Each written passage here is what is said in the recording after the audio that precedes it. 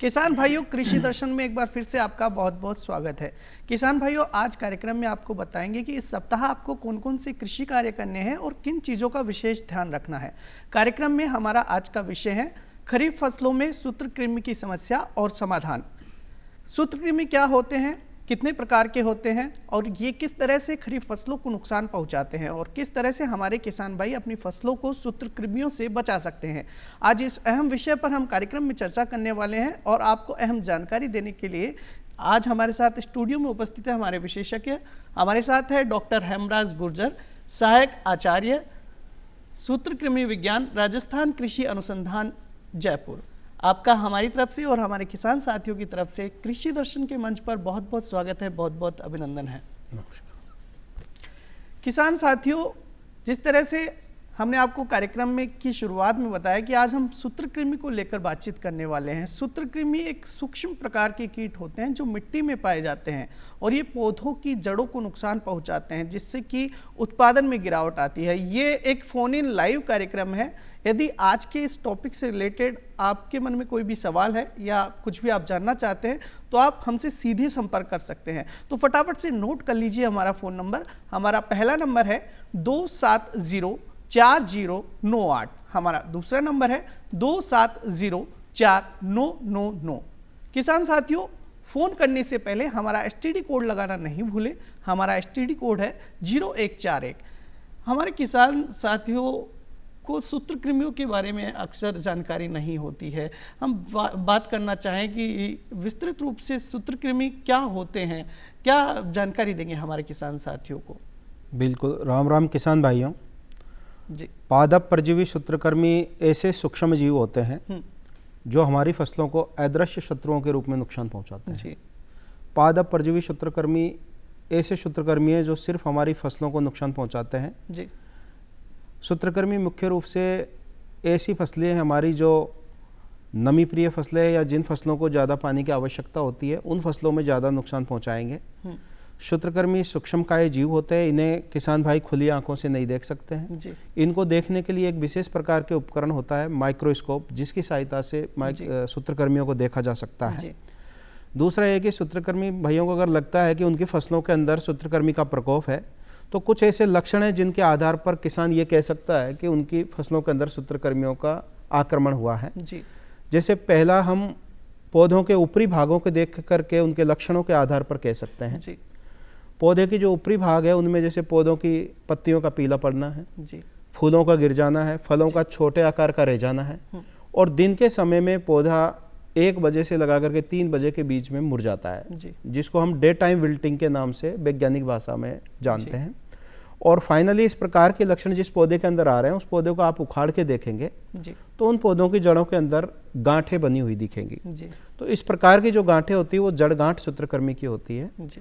हमारी फसलों को नुकसान पहुंचाने वाले लगभग 300 से ज़्यादा प्रजातियां हैं जी। लेकिन कुछ ऐसे 5-7 प्रकार के सूत्रकृमि जो हमारे राजस्थान में हमारी खरीफ फसलों को, हमारी खरीफ में उगाई जाने वाली सब्जियों को और दूसरे हमारे कई प्रकार के फल वृक्ष उनमें नुकसान पहुंचाते हैं। जी।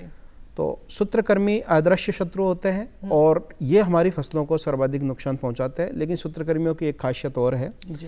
कि अकेला सूत्रकृमि इतना नुकसान नहीं पहुंचाता जितना इनके साथ में दूसरे पैथोजन जैसे फंगस है, बैक्टीरिया है, वायरस है, वो इसके साथ में एक कॉम्प्लेक्स डिजीज कॉज करता है जी।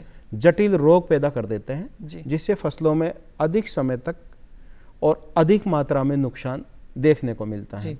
सूत्रकृमि जब कॉम्प्लेक्स रोग पैदा करता है तो वहाँ नुकसान 10-12% से पहुँच करके और ये 70-80% तक हो जाता है जी।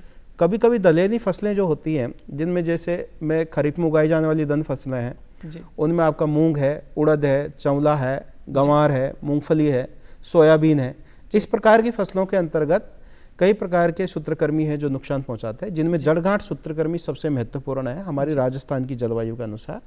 तो जड़गांठ सूत्रकृमि का जब इनके ऊपर आक्रमण होता है तो धीरे धीरे 21 से 28 दिन तक प्रारंभिक अवस्था में फसल में इस प्रकार के लक्षण दिखते नहीं है लेकिन जैसे ही 28 दिन बाद में सूत्रकृमि अपना एक जीवन चक्र पूरा कर लेता है। 28 से 30 दिन में इसका एक लाइफ साइकिल कंप्लीट होगा और दूसरी जनरेशन जैसे ही अटैक करेगी क्योंकि एक सिंगल सूत्रकृमि की जो मादा है वो लगभग 250 अंडे एक बार में देती है जी। और वो 250 अंडे जैसे ही हैच होंगे, जी। फूटेंगे, उनमें से सेकंड स्टेज अवस्था, दूसरी अवस्था बाहर निकल के आएगी, फिर वो सेकेंडरी इन्फेक्शन पौधे के ऊपर करेगी। तो 28 से 30 दिन बाद में जो इन्फेक्शन होगा जी। वो बहुत ही सीवियर होगा और बहुत ही तीव्र गति से होगा, जिसमें पौधा 45 से 50 दिन के अंतर्गत उस अवस्था में पहुंच जाएगा जहां पे नुकसान हमारा 60 से 70% तक हो जाता है।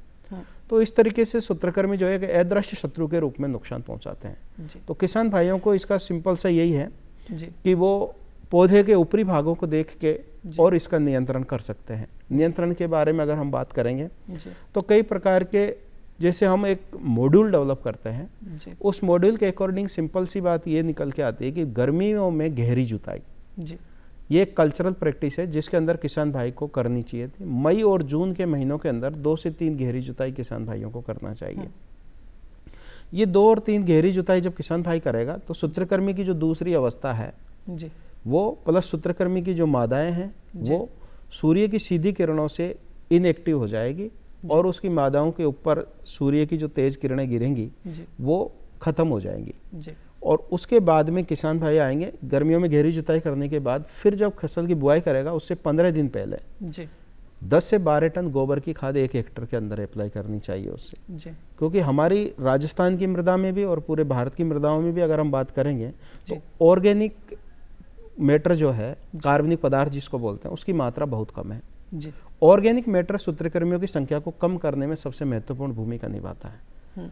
किसानों को सूत्रकृमियों से निजात पाने के लिए और एक कार्बनिक खेती के कंसेप्ट को भी अपनाने के लिए उसे अपनी भूमि के अंदर सर्वाधिक मात्रा में कार्बनिक पदार्थ मिलाना चाहिए। कार्बनिक पदार्थ को पूरा करने के लिए किसान गोबर की खाद डाल सकता है, दूसरा वर्मी कंपोस्ट डाल सकता है और कई प्रकार के और पेड़ पौधों की जो पत्तियां उनको सड़ा गला करके कंपोस्ट बना करके उसका उपयोग कर सकता है। इसी तरीके से कुछ ऑर्गेनिक अमेंडमेंट्स और भी हैं जिनको उपयोग हम सूत्रकृमियों को नियंत्रित करने के लिए काम में लेंगे। फसल बुआई से 7 दिन पहले कुछ ऑयल केक्स होती हैं जिनको हम जैसे नीम की खल है, सबसे महत्वपूर्ण ऑयल केक है जो सूत्रकृमि को नियंत्रित करने में भूमिका निभाती है। नीम के अंदर एक सक्रिय तत्व होता है अजाडिरेक्टिन। ये जो अजाडिरेक्टिन है ये सूत्रकृमियों की जनसंख्या को आगे बढ़ने से रोकेगा और उसका जो जीवन चक्र है उसको पूरा होने में बाधा पहुंचाएगा, जिससे उसकी जो दूसरी अवस्था से तीसरी अवस्था में जाने वाली स्टेज है वो रुक जाएगी। क्योंकि अजाडिरेक्टिन एक ऐसा सक्रिय तत्व है जो सूत्रकृमि के जीवन चक्र को पूरा करने में बाधा उत्पन्न करता है। तो इसकी मात्रा ऐसी फसलें हमारी जो ट्रेडिशनल सिस्टम में है, जैसे कि जो है गेहूं है, इनके अंदर रबी के अंदर अगर उपयोग कर रहे हैं हम तो 5 क्विंटल 1 हेक्टर के अंदर। लेकिन कुछ ऐसी फसलें हैं जो कॉमर्शियली है, यानी किसान को उनसे मुनाफा ज़्यादा मिलता है, जैसे वेजिटेबल्स है, सब्जियां हैं, पॉली हाउसेस है, उनके अंदर 10 क्विंटल 1 हेक्टर के अंदर किसान भाई को नीम की खल का उपयोग करना चाहिए। तो पहला ऑर्गेनिक हो गया, दूसरा ऑर्गेनिक अमेंडमेंट्स हो गए, तीसरा बायो एजेंट्स होते हैं। बायो एजेंट्स में सबसे महत्वपूर्ण जो बायो एजेंट है वो है पेसिलोमाइसिस लिलासिनस। पेसिलोमाइसिस लिलासिनस एक जैव कारक है, फफूंदी जैव कारक, जिसे फंगल बायोजेंट के नाम से जाना जाता है। और दूसरा हम ट्राइकोडर्मा का उपयोग करते हैं। तो पेसिलोमाइसिस लिलासिनस, अभी इसका जो नया नाम है परफ्यूरोसीलियम लिलासिनम है। इस फंगल बायोजेंट्स का अधिक एफिशिएंसी से काम करने के लिए इन्हें हमें गोबर की खाद के साथ में या वर्मी कंपोस्ट के साथ में एनरिचमेंट करना पड़ता है।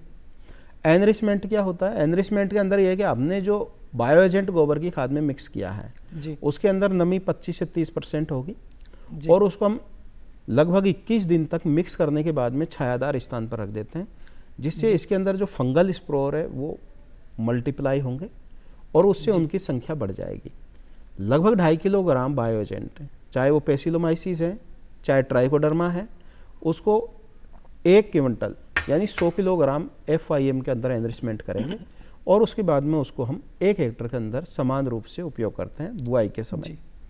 बायो एजेंट्स की बात आ गई। उसके बाद में फाइनली अगर हमारे निमेटोड की संख्या बहुत ही ज़्यादा हो गई है, ये हम कैसे पता करेंगे कि निमेटोड की संख्या कितनी है?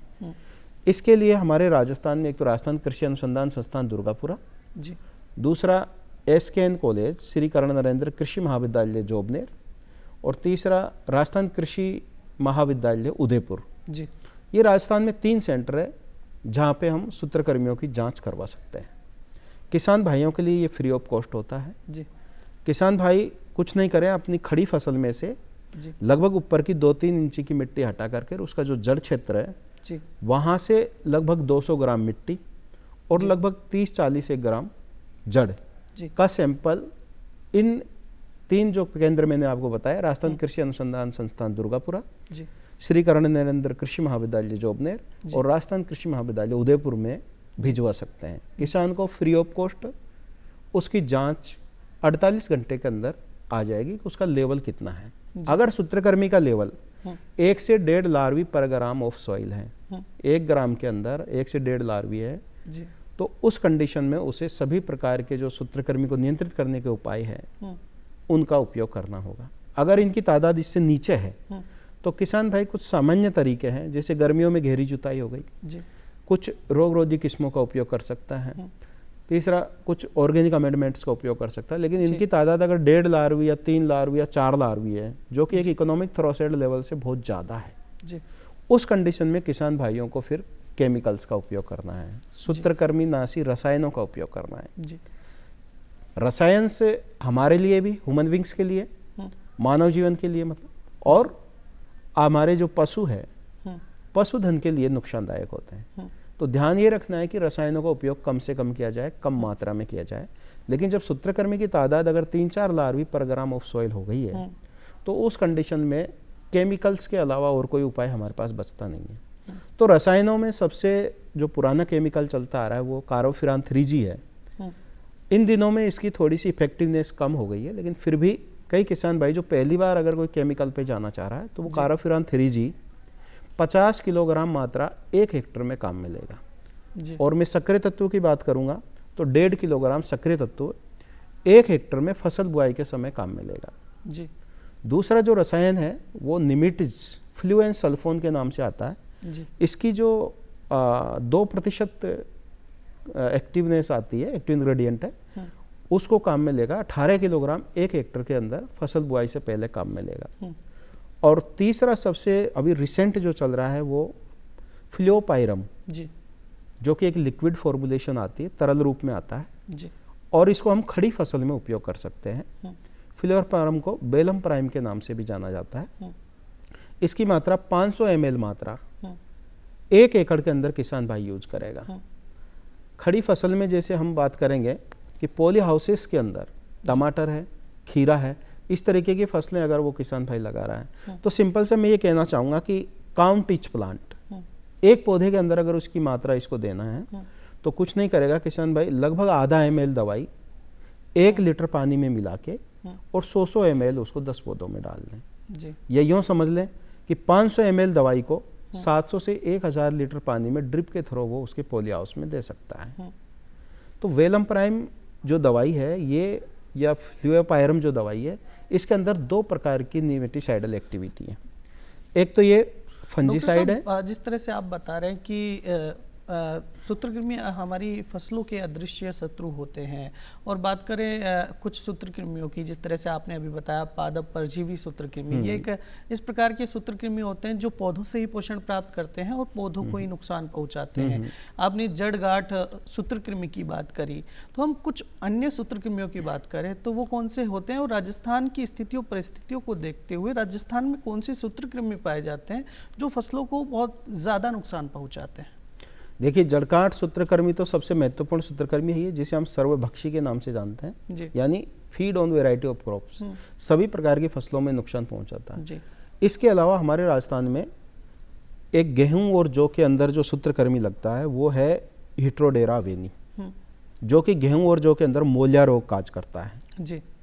ये भी पूरे भारत के अंदर अगर हम बात करेंगे तो हमारे राजस्थान में सबसे पहले इसको खोजा गया था, और हमारे राजस्थान के अंदर पूर्वी राजस्थान और पश्चिमी राजस्थान में इसकी सबसे ज़्यादा प्रकोप पाया जाता है। इस सूत्रकृमि की जो मादाएं हैं गेहूं और जौ के अंदर जैसे ही हम बुआई करेंगे उस टाइम से आक्रमण शुरू कर देगी और हमारी फसल छोटी पैचेज में रह जाती है, तो मोलिया रोग काज करता है, हिट्रोडेरा।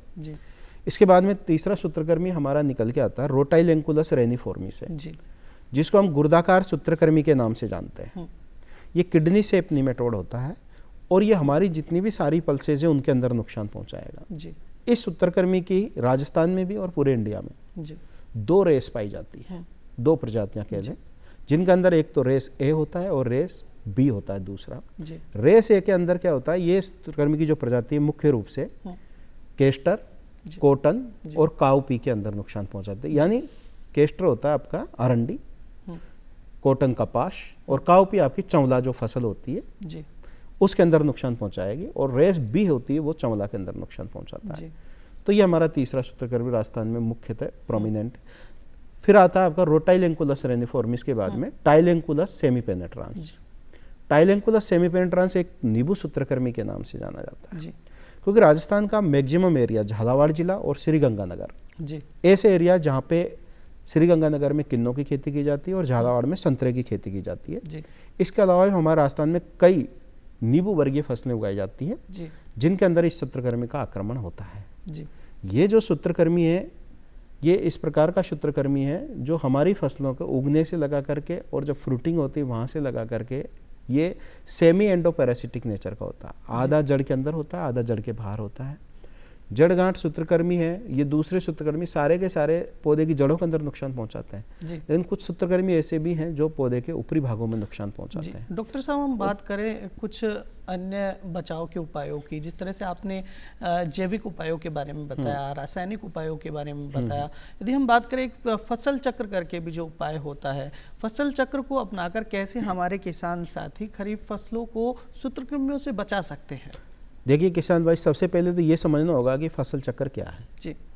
फसल चक्र फसलों को उस मौसम के अनुसार और उस एरिया के अनुसार, यानी जिस जगह पे उसने जो फसल पहले सीजन में बोई थी उस जगह पे उस फसल को वापस नहीं बोना है, फसलों को हेर फेर कर बोना, एक सिंपल सी मतलब परिभाषा है। जैसे मैं कहूँ कि अभी हमने जिस खेत के अंदर पिछले वर्ष में मूंग और उड़द लगाया होगा तो उस जगह पे आपको बाजरा, जवार, मक्का लगाने की आवश्यकता है, क्योंकि मूंग और उड़द के अंदर जो सूत्रकृमि आक्रमण करने वाला है यानी जड़गांठ सूत्रकृमि है जैसे, तो जड़गांठ सूत्रकृमि पल्सेज में यानी दलहनी फसलों के अंदर नुकसान पहुंचाएगा।